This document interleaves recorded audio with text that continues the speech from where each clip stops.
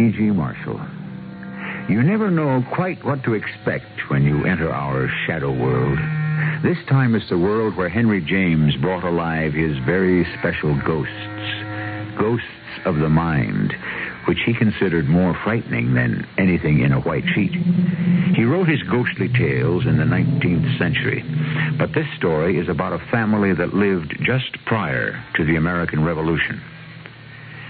Rosalind Wingate stares at her sister and then says, Arthur Lloyd asked for your hand in marriage. Your hand. Yes, Rosalind. And Mother has given us her blessing. It was either you or I. It cannot be you. I give the marriage a year. Then Mr. Lloyd will awaken, and I shall be waiting to comfort him in his bereavement.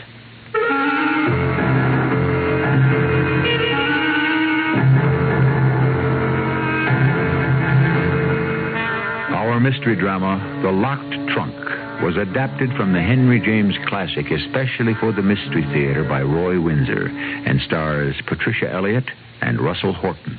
It is sponsored in part by True Value Hardware Stores and Buick Motor Division.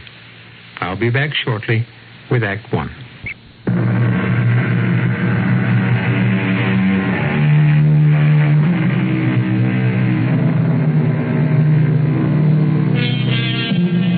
Times change, but human nature remains the same. That's a commonplace truth. A man and a woman attracted to each other today feel exactly what was felt at all times in human history. Cambridge and Boston are the settings for this story of two sisters. One strikingly beautiful and willful, the other with the unusual name of Perdita, lovely but not striking. Mrs. Wingate, their mother, proudly reflects on them to her son Bernard, recently returned from studies at Oxford. Arthur Lloyd seems immensely fond of both your sisters. I am too, Mother. They're a marvelous pair. Beautiful, accomplished, and for young women, well educated. Very different in spirit, of course. Very. Perdita's like me. Rosalind takes after your dear father's side of the family. Mercurial. Remember how he enjoyed thundering Shakespeare at us? Oh, and the Bible, too. You do like him, Mother? Very much. He's become a great friend. With your approval, I suspect he'll become even closer. Ah, it's in the air, I think, Bernard. My regret is that one of the girls would be greatly disappointed. He's been discreet and fair in his attentions. He's a gentleman. Has he confided in you? Not Arthur. He realizes the delicacy of the situation. I wouldn't speculate about it, Mother. It's a matter of the heart. How very true. All the same, I don't want to see Roz or Perdita hurt. Roz has never been. No, that's true. She's always been at the top of everything and indulged because of it. You really think that Arthur is interested? Well, if I had to place a wager... Oh, here's Perdita now. Bernard, what a pleasant surprise. October's so lovely in Cambridge, I decided to come out for the weekend. Arthur will be along later today or early tomorrow. Yes. Yes. You're very pretty when you blush, Perdita. But I'll take the groceries to the kitchen. You must not raise her hopes unfairly, or her sisters. You're right. If you'll excuse me, Mother, I'll go upstairs and change into something comfortable. Of course. You might take a nap until tea time. Here's Roz, Mother. Riding, I believe, dear. May I talk with you? Confidentially? Of course. I'm frightened, Mother. Frightened? My goodness, of what? Rosalind. You're frightened of your sister? You know her, Mother. She can become violent when she doesn't get her way. What in heaven's name are you talking about, child? What if Arthur Lloyd proposes to me? Then he does. And I would be very pleased for both of you. But Roz has set a cap for Arthur. We both have. He hasn't led you on, either of you. But if he's in love with me, Roz will be furious. She's always had her way in everything. Oh, I can't believe she'd be so selfish that she wouldn't accept Arthur's decision. She'd have to accept it. Why do you think Arthur will propose to you? He has, Mother. Oh, My dear. Will devastate Rosalind. Oh, briefly, perhaps. No, not briefly. She'll never forgive me. I know Roz. She'd kill to get her own way.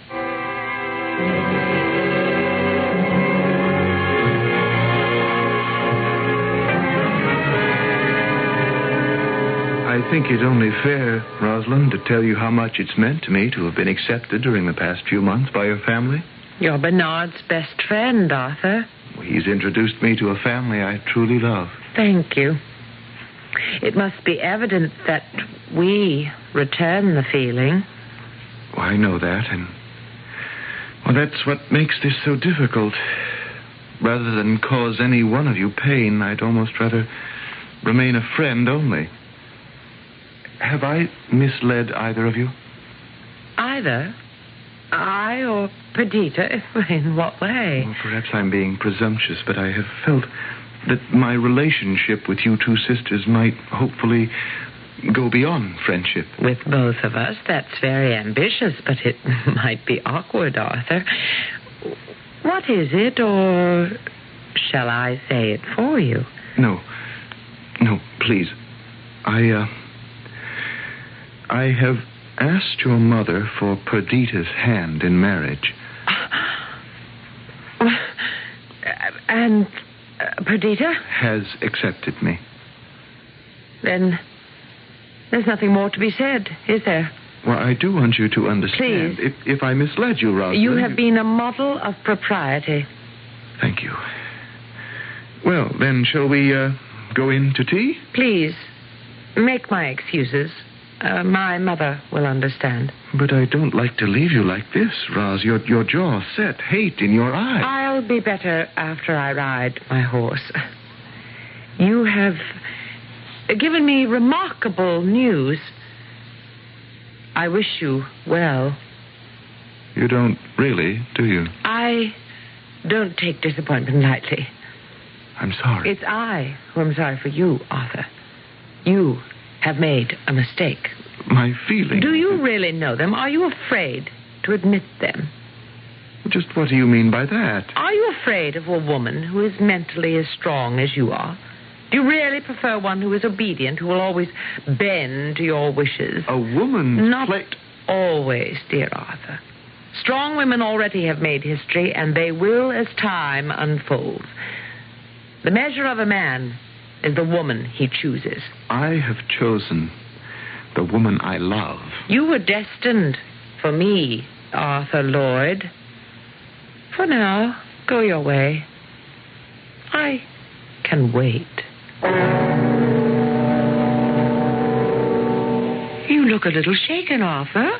I am a little. I've just spoken to Rosalind. Oh. She said to excuse her from tea. She's gone for a horseback ride. Was she understanding? No, of course not. That was a foolish question. I feel as if I'd done something wrong. Why? You and Perdita love each other. That's all that matters. Don't fret about Rosalind. Leave her to me. She's always been perverse. Exhilarated one day, depressed another. I knew it wouldn't be easy to tell Rosalind my decision. She was very angry. Pride, Arthur. She has seldom known disappointment and vanity. Her father adored her, and we indulged her. But on to happier talk. An early wedding. Yes, I think that's advisable. Because you might have second thoughts? Oh, indeed, no. For Perdita's sake, and for her safety. You can't think that Perdita is in any danger.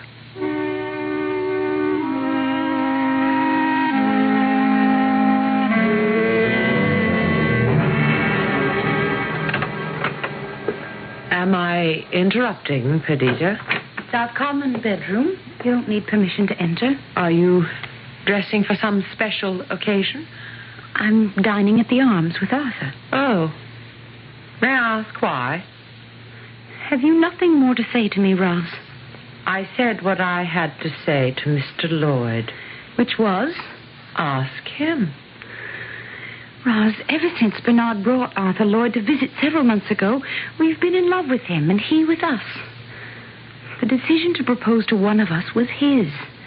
Can you deny that? What was the special magic you used to place him under a spell? Apparently there's no point discussing the subject. If he had chosen you, I'd have wished you happiness. Can't you do the same for me? Not readily. I know you're heartbroken. Don't presume, Perdita. A more carefully chosen word would be frustrated. But that's a temporary condition. I had some grand plans for Mr. Lloyd and me with his riches. Why do you say temporary? I don't take an insult lightly.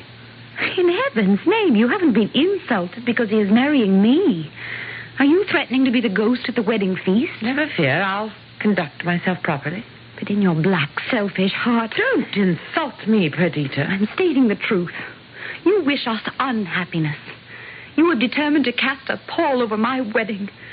Because for once I, plain Perdita, have achieved something at your expense. Not willfully, but as determined by God. He was dozing. You ought to be ashamed of yourself. Your threats don't frighten me. No, don't come close to me, Rosalind, or I'll sink my nails into your beautiful white throat.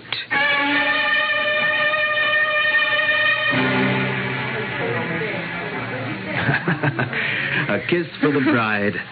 Congratulations, dearest Perdita. And to you, too, Arthur. Bernard, have you ever seen a lovelier bride? I'm supremely happy, Arthur, dear. As I am, my dearest. After the reception, you ride into the country? My old Uncle Josh has made his house available to us as long as we want to stay. Bernard, have Mother and Roz gone on ahead? Oh, that was the arrangement. Perhaps my concern about Rosalind was ill-founded. I know she's happy for both of you. She looked splendid as your bridesmaid. I'll leave you now. Don't delay too long. Our guests will be expecting you. Look at me, Perdita. Oh, I love you. And I shall always love you until we are no more.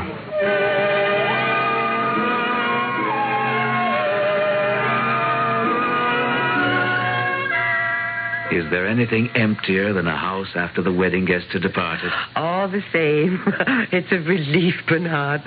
The weeks of preparation, the sewing, gifts, and the wedding itself.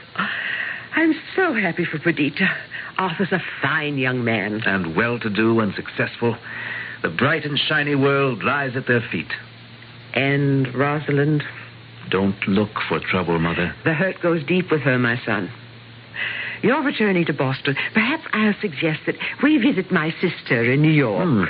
It's a hard journey by stagecoach. Why not sail from Boston? You could stay overnight with me or in a hotel, and I'd see you all. Well, let me think about it. Where is Roz now, do you know? When your father was alive and concerned about a problem, he'd walk for hours through Harvard Yard and sometimes halfway to Lexington. Roz clears her mind by riding horseback halfway to Boston and back. But I do believe... Yes, she's coming in now. Rosalind? We're in the sitting room, Roz. Come join us. Has the joyous couple departed? Long ago. I hoped that your long ride might have cleared away your bitterness. Roz, dear, accept the fact. Never. Arthur Lloyd has been deceived. I'll remind you, Rosalind, that you're speaking of your sister. I cannot rid myself of my feelings by willing them away, Mother. Then you'll consume yourself with your rage. Not before I've had my revenge. Revenge? Against your sister? You speak like a madwoman. I am. A little. The marriage is doomed. You sound possessed. Pray to God for forgiveness. I'm not the one to be forgiven. Arthur Lloyd will beg for me. And I'll accept him. As I have said, the ghosts of Henry James are ghosts of the mind. Not all that much was known about psychoanalysis in the late 19th century, but Henry James had heard about Freud and his early experiences in treating those who suffered from hysteria and neurosis. This undoubtedly influenced James when he wrote his kind of ghost stories, the ghost in the mind, possessed by a conviction of injustice and a determination to overturn it. The person so possessed is Rosalind Wingate. More when I return shortly with Act 2.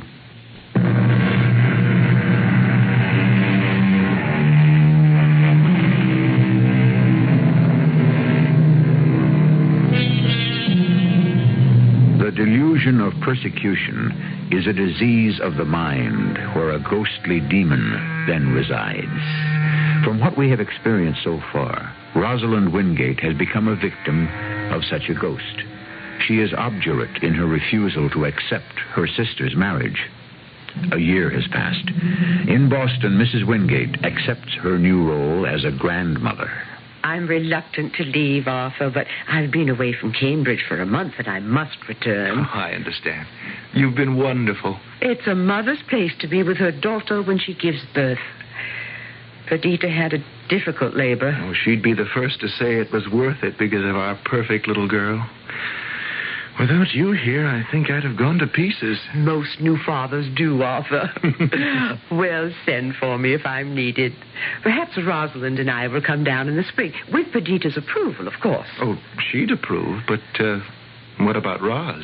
I did bring you her congratulations. Oh, so you did. Has her anger subsided? I hope so. At least it's no longer apparent. She keeps busy. She'll never forgive me. That's a cross she alone must bear.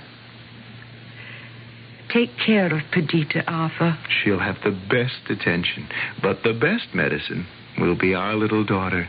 Perdita isn't all that strong, and she's gone through an ordeal. Normally, by now, she should have been up and around. I don't like her color at all.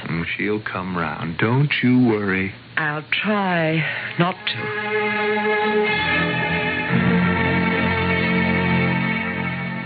Arthur, is that you?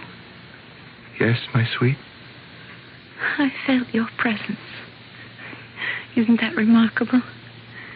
I didn't know you'd come into my room. I just felt it. I've been here for some time. Why didn't you wake me? Rest is cure, and I want you up and around and well, smiling and happy. I'm very happy. I have you and our darling baby girl. You do love me, don't you, Arthur? What a foolish question. You've never regretted... Don't even think it. I've tried to be a good wife to you. You have been. This is morbid talk, Perdita. I wish you'd stop. It makes me uncomfortable. I don't think I'll ever be well. Now, Perdita... In heaven's name, don't say such a thing. Of course you'll be well again. If I should die... No, please. I don't want to die, but if I should, you must make me a promise. You insist on being humored, don't you? I'm serious. You have bought me such beautiful clothes and jewelry. My wardrobe is enviable. You have been overly generous, even though I don't live for finery. I can afford the best for my wife. I want you to promise to save all my things for our little girl. Will you promise that? Well, I hardly know what to say. Your wardrobe is yours. You'll wear it until we replace it. Will you make me that promise? I want you to take my things and store them in that great trunk in the attic. And lock it. Very well. Keep the key until our daughter is old enough to open the trunk and claim what I have left to her. Yes, I understand. You're indulging me. Arthur, I know I'll die.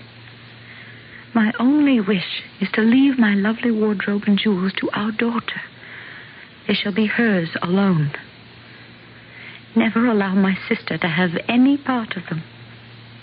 I see. I thought the bitterness was all hers. My feeling is not bitterness. It's hatred. Perdita. I lived in her shadow. When you asked for my hand, I walked into the sunshine, leaving her to fester with envy and with a determination to destroy me. Well, this illness has made you delirious. She said our marriage was temporary, that you were destined for her. Good heavens. And not a day goes by, I'm certain, when she isn't consumed by jealousy. My mother knows it. So does Bernard.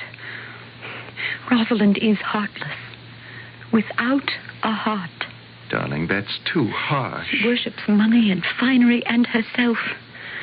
To her, nothing else is of value. I won't allow her to have my fine clothes. I understand. You swear to keep that promise? I do. Warn her for me. Well, against what, my dear?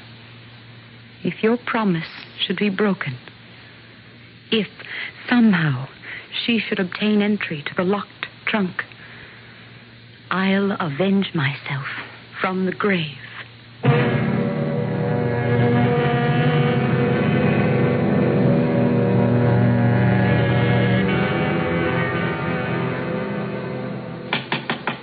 Mother? Mother? Bernard. I bring bad news, Mother. Perdita? What is it? Has something happened? She died peacefully. Oh, no. No, not Perdita. How unmerciful. No. May God bless her and take her to him. Amen. Help me to a chair, Bernard. Arthur told me that she foresaw it, Mother. Poor child. Before I left Arthur to come home, I told him I was concerned about her. I can't encompass it, Bernard.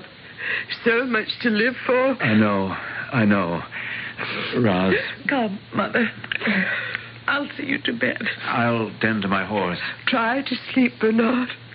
Oh, Rosalind. Mother.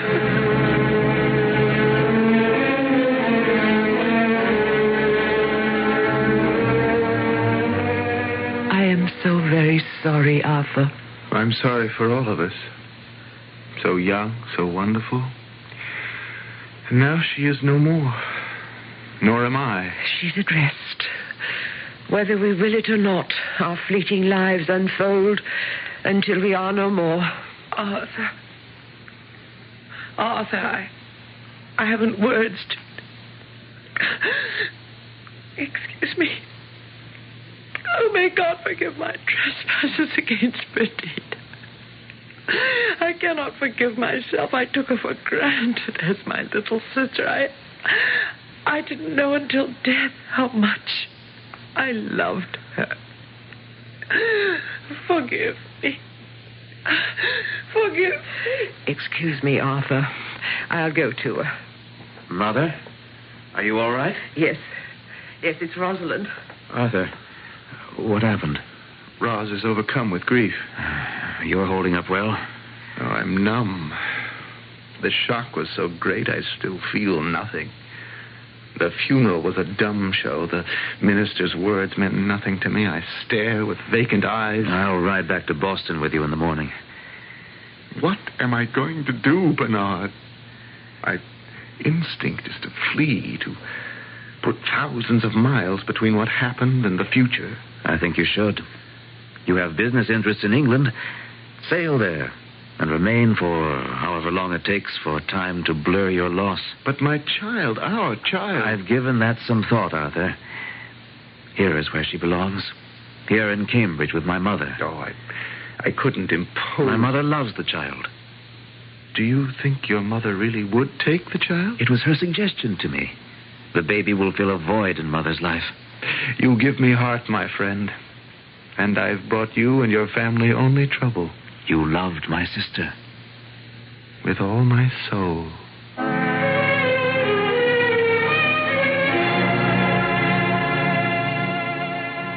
Why should I be the last to know? I was the first. You're the second, Rosalind. I don't know that the news is all over Cambridge. Why do you pounce at the slightest excuse to become petulant? Why, he's my brother. You'd think he'd ask my opinion. Sally Dubbins, indeed. He loves her, and the family has agreed to the marriage. I should think they would. Bernard's the only attractive and eligible bachelor in town, but Sally Dubbins... Oh, she's opinionated and bossy. Ideal for Bernard. He can be rather dreamy at times. Anyway, they're to be married soon after the banns are published. I'm pleased. Arthur should be here. Where is he now? I've forgotten. Salzburg. He returns this week. He's been away a very long time. 7 months. He won't know his daughter when he returns. Amy's so much like Perdita when she was small. She's a dear. I'm very attached to her. You've been a wonderful foster mother, Ross. I can't remember you ever giving so much affection to anyone else. You've got little Amy twined around your finger. She's a darling. I wish she were mine. You'll miss her when Arthur returns. She may not want to let me go. Amy will have no choice. She belongs with her father. Well, until she becomes adjusted to a new home, I might have to live with her. In Arthur's house? You? An unmarried woman? That would be in extremely bad taste, Rosalind. That wouldn't bother me. Arthur would have more sense. That remains to be seen. Just what do you have in mind, Rosalind? Amy Lloyd is my talisman. And what is that? A charm, a good luck piece. I knew she would be soon after the funeral. Am I to understand that you intend to use the child's affection for you to forward a claim on Arthur? If I so choose, yes. You have deliberately charmed the child for that purpose? I am genuinely fond of her, Mother. But your scheme is reprehensible. He loved Perdita, not you. He's a young man. He will love another. Why not me? Do you love him? Oh, yes. That doesn't ring true, Rosalind. He's handsome and rich with a fine house, and he moves in grand circles. And that's what you love, not him. So you meant it when you told Bernard and me that you'd have your revenge.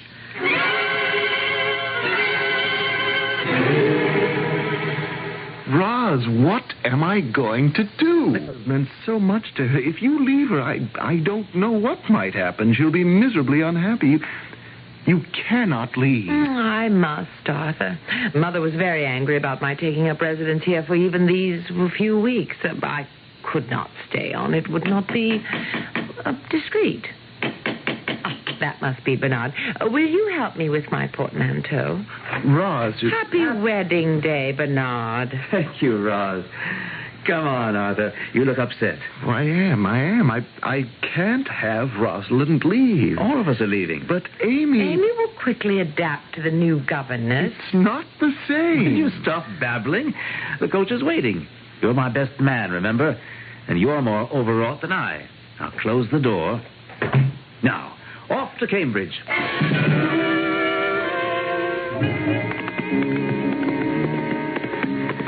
Pull up. Pull up. Have I run you into the ground? You do ride well, Roz. In fact, you do everything well. That's very sweet of you to say. What am I going to do about you, Roz?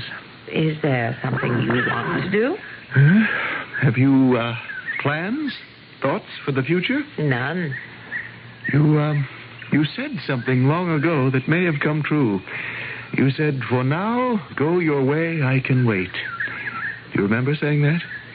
Yes. And you asked if I were afraid of a woman as mentally strong as you are? Are you? A little, perhaps, but fear is outweighed by many other considerations. Which are? You're a beautiful, fiery, intelligent, and desirable woman. All of that, I think. And arrogant. Indeed. Roz, will you marry me? It was a foregone conclusion.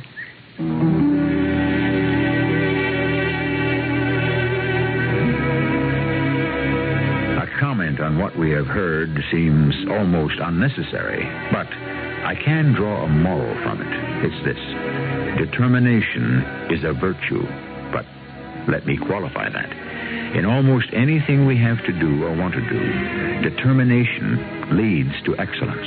But determination applied to an unworthy end can be destructive. Rosalind Wingate determined to marry Arthur Lloyd. She now has succeeded. What follows is what we will hear when I return with Act 3. WBBM, Chicago.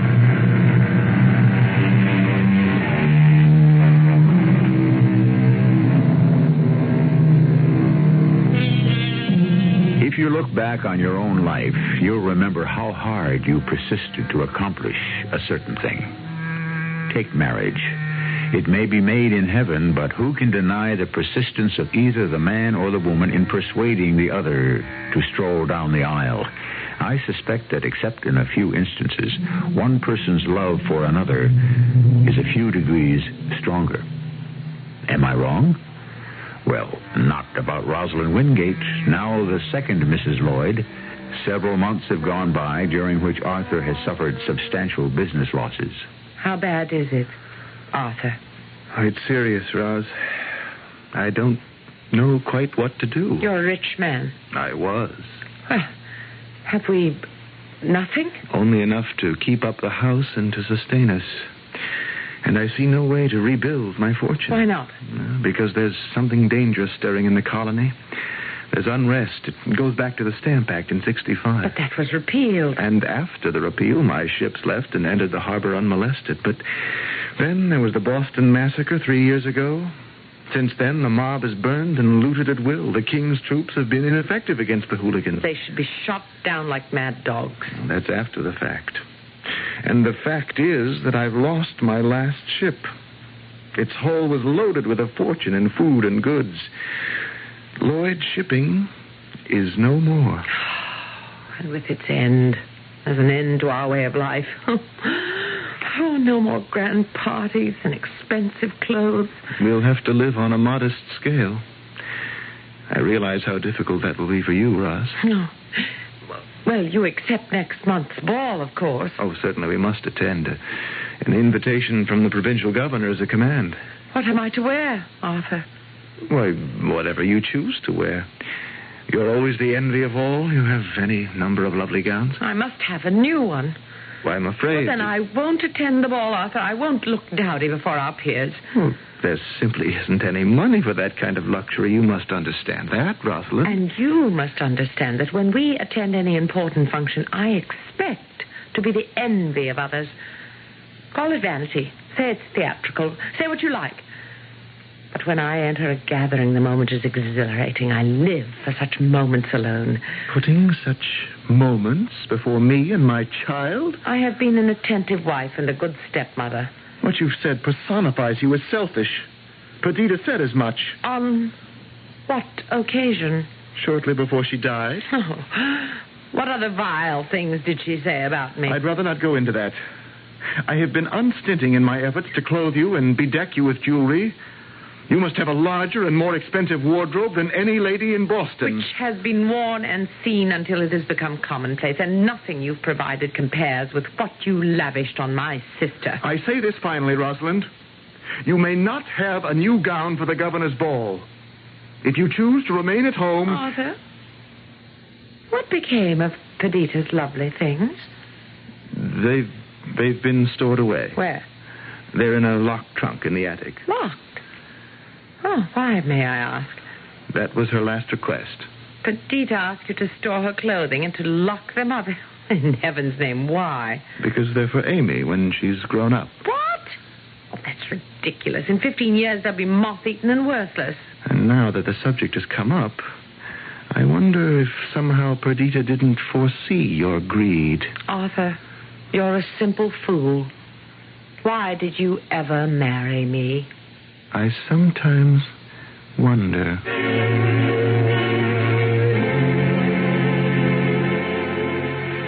Hello, Mother. My dear Bernard, I'm very glad to see you. I knew where to find you, Mother. Sitting in your garden. I do enjoy the colors and the fragrance of the flowers. How is Sally? Splendid.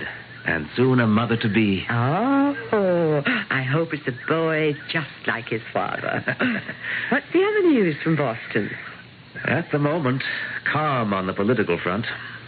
Not so calm at the Lloyds. I'm sorry to hear that. It's Rosalind, kicking up a fuss, as usual. The ties of marriage have come undone. Arthur's shipping business is founded. Not his fault.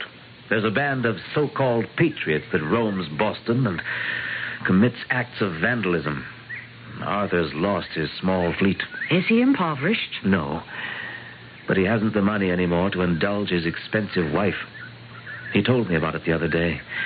I offered to lend him money, but he refused me. And Rosalind refuses to accept their changed condition. Yes. Will you come to Boston and talk with Roz? I've talked to her all her life, Bernard. Well, this time... No, it would come out sounding melodramatic. Let me be the judge of that. Roz now neglects Amy. She adores Amy. So it seemed when they lived with you, Mother. I think Roz used the appearance of affection to win Arthur's proposal. I thought that the affection was genuine. Remember, Mother, that Amy is Perdita's child. Deep within Rosalind, I think she hated Perdita. God forgive you for saying that, Bernard. But there may be truth in what you say. Will you return with me to Boston? Presumably to visit me and Sally? What you've said makes me shiver, Bernard. My imagination may be making too much of the situation, but I feel very uneasy about that unhappy home.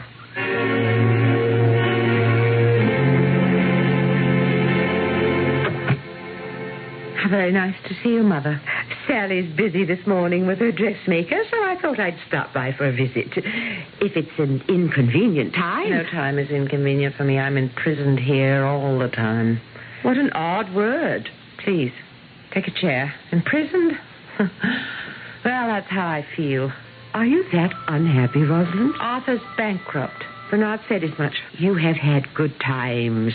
They will come again. You're Arthur's wife. Encourage him. Bolster his will. A husband needs a wife's comfort. He's perverse, willful. Arthur? On the contrary, he's a very generous man. Oh, then you speak to him about Perdita's clothes. What are you talking about? He's got all those marvelous clothes of hers. Remember how lavishly he spent money on her wedding things? Well, he's got them locked in a trunk in the attic. Wedding things and everything he bought for her when she was alive. Why? Ask him. He's made some stupid promise to Perdita that her finery would be saved for Amy. Can you imagine anything more imbecilic? And you want them? I need a wardrobe. There's a perfectly good one stored in the attic, and I'm not allowed to choose a gown from one of the many that our Perdita had. Good heavens, is your unhappiness caused by something so unimportant? Beautiful things mean everything to me. You know that, Mother. But measured against a marriage and a child's well-being, a wardrobe is a meaningless thing. By the time Amy is old enough to wear them, they'll be rags. Still, Perdita wanted Amy to have them. I intend to have those clothes. Arthur will never permit it. What if I threaten the child? Rosalind, I'll see you in hell before you'd harm Amy. How dare you even think such a thing? I take back the thought. I never intended the deed. You terrify me, Rosalind. I'm sorry for you.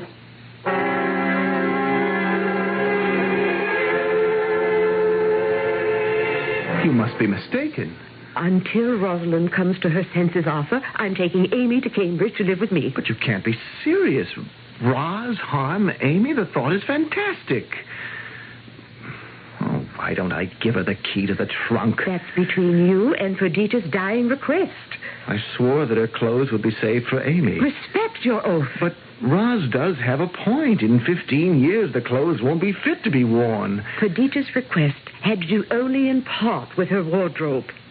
Rosalind's always had her way. This time, Perdita resolved that Roz should never appropriate something uniquely hers. But that's bitter. No, it's just. Because of Rosalind, Perdita always thought of herself as second best. But she was an infinitely better woman than Roz. Well, that's a harsh judgment. It's an honest one. They are my daughters. I wish to heaven that Perdita had lived. Her child shall. May I take her with me to Cambridge? Well, Rosalind will be furious. She's unfit to care for Amy. I accept your judgment. I'll arrange for a carriage to take the two of you and the nurse to your home. Poor man. You're left with a frightful problem.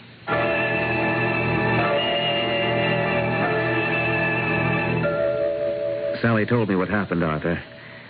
How did Roz accept your decision? Oddly enough, with a cold smile. She made me feel like a fool, and with good reason. My mother isn't an alarmist, Arthur. Oh, it's inconceivable to me that a child's life might be threatened over a trunk filled with your sister's old clothes. You know that makes no sense. I don't know that. Roz willed herself into your life. I fell in love with her, Bernard. And I still love her. Amen to that, my friend. You do admit she's strong-willed. Oh, that gives her character. She's at her best when she's triumphant. And destructive in triumph when she's wrong. And inconsolable. I've lost her, Bernard. May I join in the conversation? I seem to be its subject. You take advice from all quarters, don't you, Arthur? I came by to say that Sally and I saw Mother off to Cambridge. And now, praise be, little Amy is safe from her murderous stepmother. We need time together alone, Roz. I love you. Then why deny me a simple request? Because you've behaved like a spoiled child. The governess ball is important to both of us, Arthur. You must be seen by influential persons, especially now. Whether we're poor or not, we have to make an impressive appearance. I'm not asking for a new gown. Just one of Perdita's old ones. But I swore... One gown. I leave the rest untouched. Perdita warned... One gown. Will you give me the key? Thank you. Stay for tea, Bernard. Forgive me, Perdita. She's had her way again, Arthur. It is always thus. And then there's some peace in this house. You've always carried the key on your person? Of course. Otherwise, the trunk would now be empty. You said Perdita warned me. Of what, Arthur?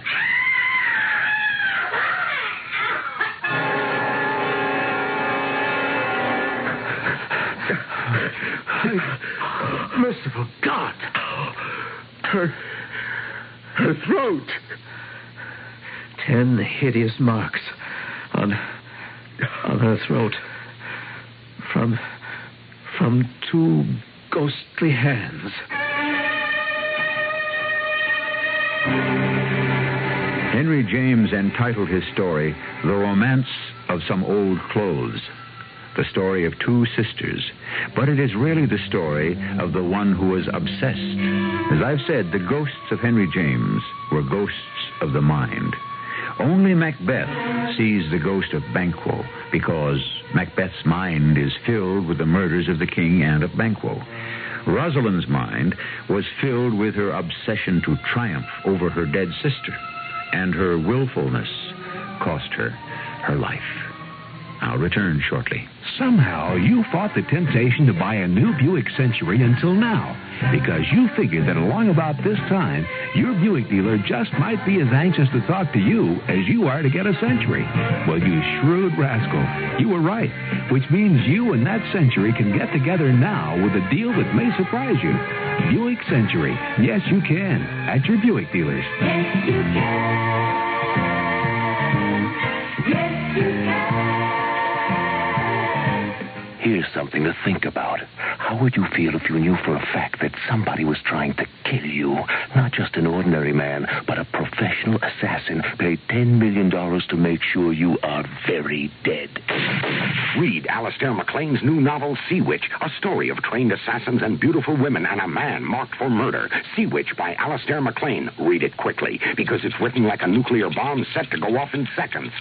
Sea Witch by Alastair MacLean. It's a killer. Now in paperback from Fawcett.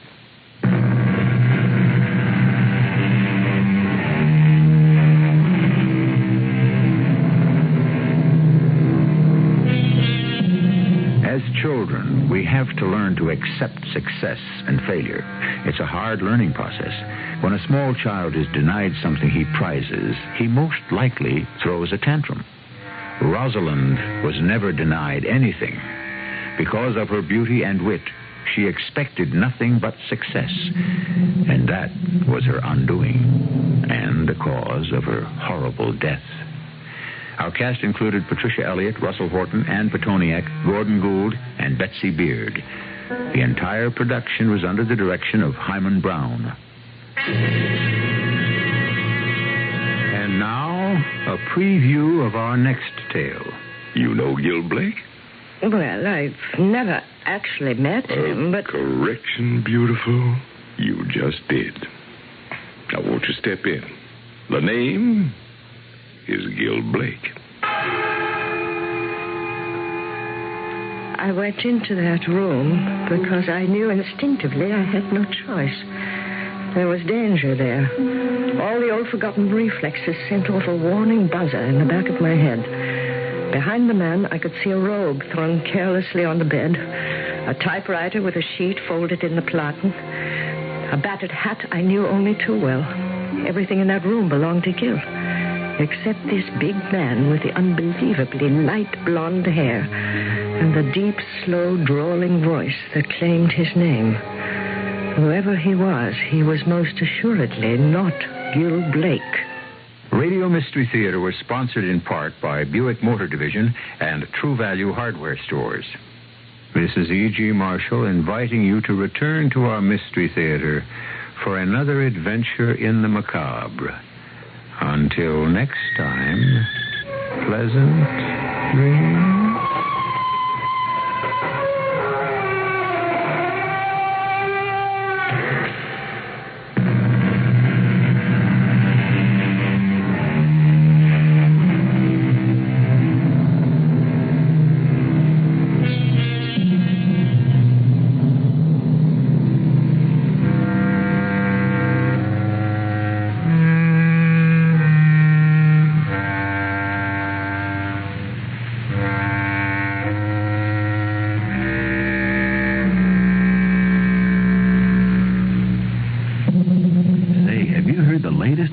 Super Saver fares? I know. I can't believe it. They're so low. Well, believe it. If you catch a Delta night coach, you can fly for 40 to 50% off the regular day tourist fare on round trips. 40% off on weekends, and wow, 50% off on weekdays. Or if you take a daytime flight, you can get 30 to 40% off regular day tourist on Delta round trips. Isn't it something? 30% off on weekends and 40% off on weekdays.